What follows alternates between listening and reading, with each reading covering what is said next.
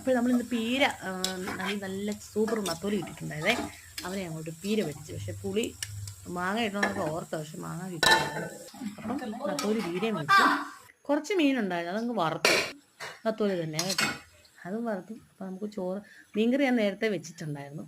നല്ല എല്ലാവരും വിചാരിക്കും ഭയങ്കര എരിവാണ് കേട്ടോ, പക്ഷെ എരിവൊന്നുമില്ല. കാശ്മീരി മുളക് പൊടിയാണ് ഞാൻ ഉപയോഗിക്കുന്നത്.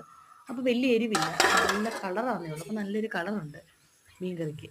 അപ്പോൾ നമ്മുടെ ഉച്ചയ്ക്കത്തേനുള്ള ചോറ്, ചിക്കൻ ഉണ്ടായിരുന്നു, പിന്നെ മീനുണ്ട്, മീൻകറിയും വെച്ചു, ചിക്കൻ ചെറുതായിട്ട് ഫ്രൈ ചെയ്ത് വെച്ചു. അത് ഇതിനകത്ത് കാണിക്കാൻ പറ്റില്ല കേട്ടോ.